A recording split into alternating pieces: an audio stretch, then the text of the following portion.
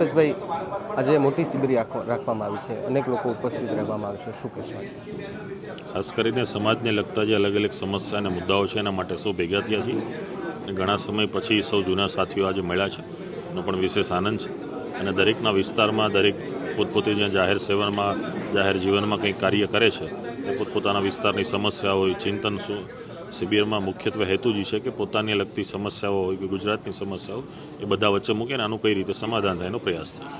કયો એવો મુદ્દો કે જેની ખાસ ચર્ચા કરવામાં આવશે?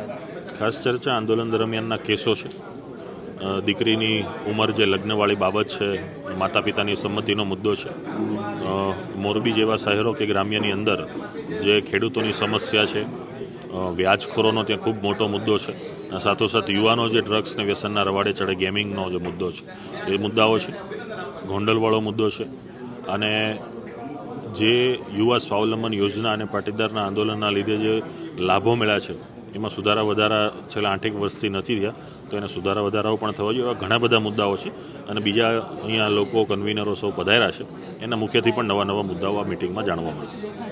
અલ્પેશભાઈ, ગઈકાલથી જ દૂધસાગર ડેરીનો મુદ્દો ખૂબ ચર્ચાઈ રહ્યો છે, શું કહેશો? દૂધસાગર ડેરીનો મુદ્દો પણ ખૂબ ચર્ચાઈ. દૂધસાગર ડેરીનો મુદ્દો છે એ ગઈકાલે જે મુદ્દો છે જે મુદ્દાની એટલી બધી જાણકારી નથી પણ પ્રમુખ અને એના ચેરમેન ને વાઇસ ચેરમેન વચ્ચેના મુદ્દાઓ છે, એકાઉન્ટના કંઈક હિસાબને લગતા મુદ્દાઓ છે, એમાં તો જે હશે એ રજિસ્ટ્રારને જે ત્યાંના જે કલેક્ટરને જવાબદારીમાં આવે છે નિરાકરણ કરશે.